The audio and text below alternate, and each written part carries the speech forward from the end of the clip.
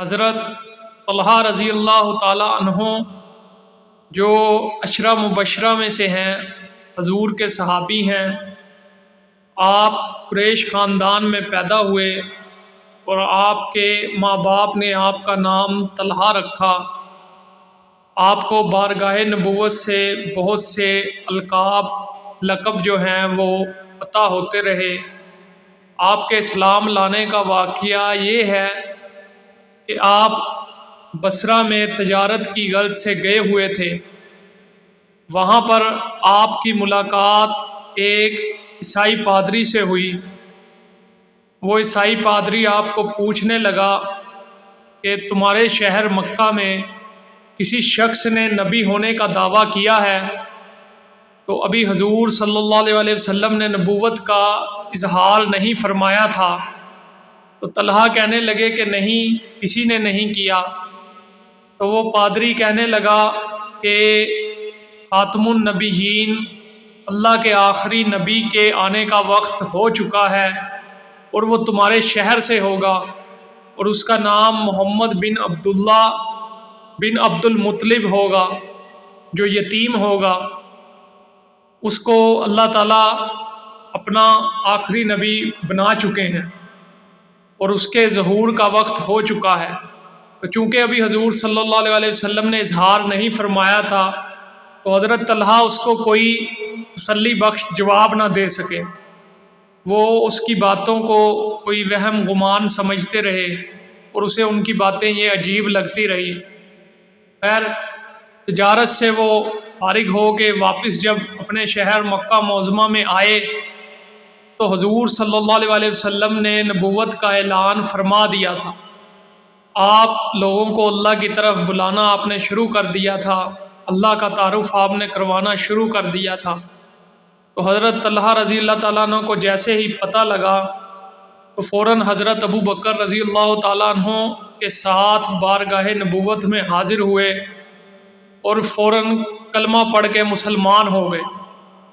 جیسے ہی آپ مسلمان ہوئے تو کفار کو پتہ چلا، انہوں نے آپ کو بہت تکلیفیں اور اذیتیں پہنچائی، بہت آپ پر ظلم ڈھاتے رہے۔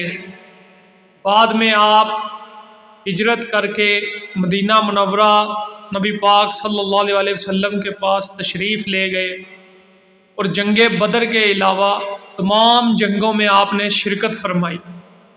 جنگ بدر میں آپ اس لیے شرکت نہیں کر سکے تھے کہ نبی پاک صلی اللہ علیہ وسلم نے آپ کی اور سعید رضی اللہ تعالی عنہ کی تشکیل جو ہے وہ ابو سفیان کے قافلے کی طرف کر دی تھی کہ تم دونوں جاؤ اور اس قافلے کے اوپر نظر رکھو اور ان کی خبر لے کے آؤ۔ تو وہ جو ابو سفیان کا قافلہ ہے وہ ساحل کے راستوں سے ہوتا ہوا مکہ معظمہ پہنچ چکا تھا۔ تو آپ دونوں حضرات جب واپس لوٹے تو جنگ بدر ختم ہو چکی تھی۔ پھر جنگ احد میں آپ نے کمال بہادری دکھائی، آپ کافروں سے بڑی شدت سے لڑتے رہے، یہاں تک کہ حضور صلی اللہ علیہ وسلم کی حفاظت میں آپ نے اپنے ہاتھ کے اوپر تیروں کو روکا اور تلواروں سے زخم کھائے۔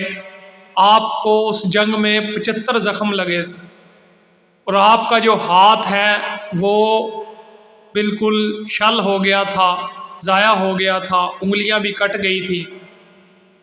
تو اس کے بعد آپ کی فضائل میں بہت سی حدیثیں ہیں۔